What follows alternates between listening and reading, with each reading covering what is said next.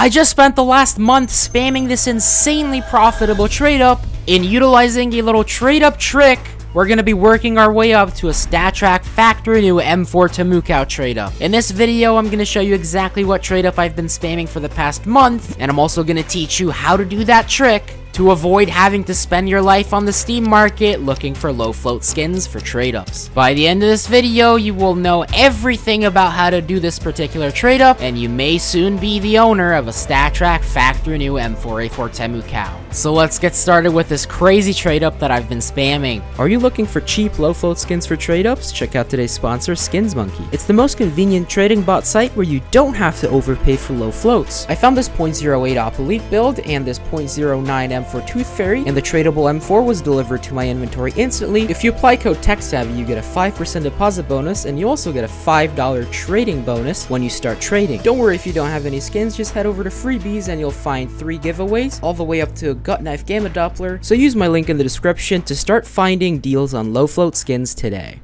10 StatTrak Minimaware Revolution mil specs with an average float of below 0.0875. But TechSavvy, how do I get a float of below 0.0875 without sniping the Steam market? That sounds really difficult. Well, it's not that hard if you just use buy orders. So to do that, you're gonna want to head over to the community market, select Counter-Strike 2, show advanced options, select the Revolution case under the collection tab, select Minimaware StatTrak mil-spec, and hit search. Then you're gonna want to select the Scar 20 fragments. You can also use the other skins, but the Scar 20 has the lowest float range, meaning that you have the best odds to get good floats, and you're gonna want to set buy orders at either 38 or 37 cents, depending on what the current prices are. I set my buy orders at 37 cents around 3 weeks ago, and it took an entire week for any skins to come in, but now they're coming in pretty frequently. So after you've set the buy orders, all you gotta do is wait for the skins to come in. Now, I'm gonna be transparent. I've already been waiting for the past 2 weeks, and not all of my buy orders have been filled, so I have a lot more waiting to do, but trust me, it will be worth it. But once you have a solid amount of skins from buy orders, what you're gonna want to do is head down to the description and click the TradeUpSpy link down below. TradeUpSpy is a wonderful trade up calculator that lets you load in your inventory, so you don't have to copy paste floats all over the place. It's very easy, very convenient, and all you're gonna do is you're gonna optimize the floats so that you get the right 10 skins to get the float just below 0.0875 and not higher. This will make sure that all of the skins are going to be in the correct condition, and it'll also make sure that you're actually making as much profit as you think you are. The way I like to do this is by setting up Steam on one side and TradeUpSpy on the other side. Then I can find the right combination by selecting the first 10 skins, and if it's too high, I'll remove some of the higher float skins and replace it with some lower float skins.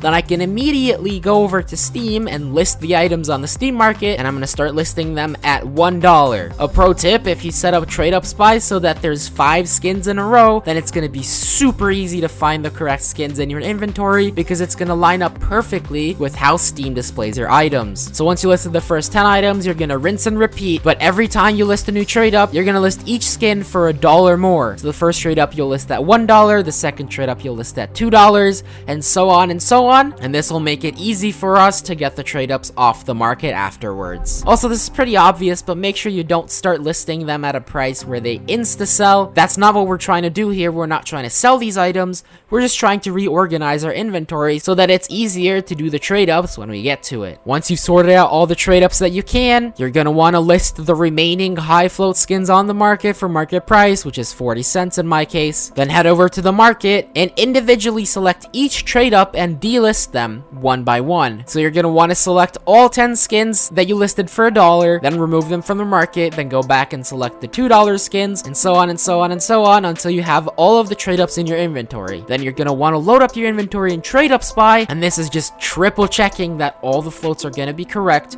You wouldn't want to be left with a Minimaware M4 source. And once you're done with that, it is time to do some trade ups. But before we do the trade ups, let's look at some statistics. So far, I've buy ordered 396 Minimaware items, and I got 15 trade ups out of them. So this means that 38% of my skins were correct floats that are usable in trade-ups. This is not the best ratio, and since we lose about 1 cent on each of the bad float outcomes, at first glance, this doesn't look that good. But you also have to consider that even though I have my buy orders set at 37 cents, I often get skins listed for 36 cents and sometimes even 35 cents. So overall, I'd estimate that you don't actually lose anything because the couple cents that you lose on the bad float skins are counteracted by the fact that you're actually getting the inputs a little bit cheaper. I haven't done the exact math on this, but I feel like it's pretty reasonable to say that each input on average still costs you 37 cents. Alright, I've yapped for long enough, let's do some trade-ups. Alright boys, let's do these trade-ups. Finally, it is time to do some trade-ups. We've already put in a lot of work, and now it's gonna pay off. We have 15 right now, so it is expected that we'll get 3 of each outcome. Yeah,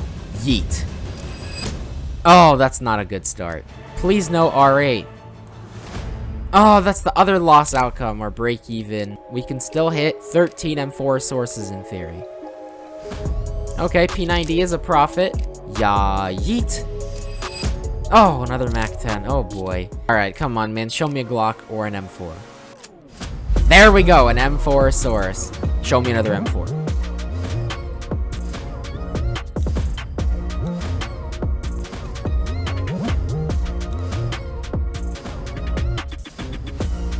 And the last one, come on, man, this has to be an M4saurus. Otherwise, I'm gonna be really depressed. 3, 2, 1.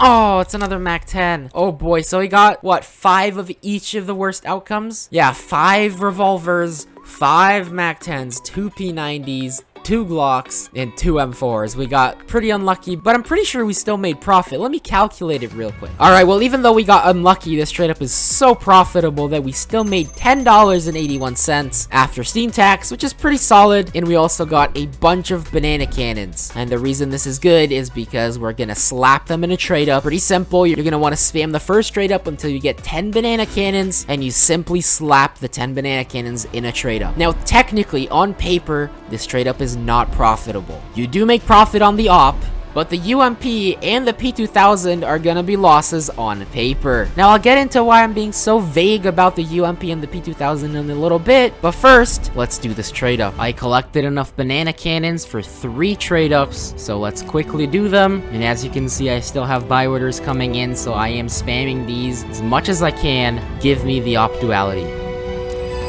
Oh, wild child. Okay, we have 2 more attempts. That means 2 dualities. Come on, Gaben. Please be nice. Yeah. Yeet. No, come on. That's another wild child. Let me guess. The third one's gonna be P2000, and we're not gonna get a single op duality. That's definitely what's gonna happen. Come on, Gaben. Yeah. Yeet. There we go, the op duality. Thank you. Thank you. We're getting pretty much exactly the odds. We didn't get a P2000, but we just replaced it with a UMP. I'll take 1 op. I'll take it. So we got 2 UMPs, and the floats should be just below 0.0875, meaning that you can plop it into this insane 50-50 trade up for the StatTrak factory new M4 Temukau. Now, although this seems insanely good, there's actually something better that you can do. These inputs commonly sell on buff for over $19, which is equivalent to roughly $23 on Steam. And if I put in $23 for the price, this trade up is no longer profitable, meaning that simply selling the low float StatTrak minimal wear outcomes is a better financial decision. Considering this, if we go back to the second trade up, if you decide to sell the bad outcomes for overpay on buff, you actually break even, and this trade up becomes much better. So overall, this method is really good because you don't have to camp the Steam market 24/7. You just gotta wait, and in the end, you can either sell the outcomes for more profit, or you can play it a little bit risky and hope to hit the Temukau.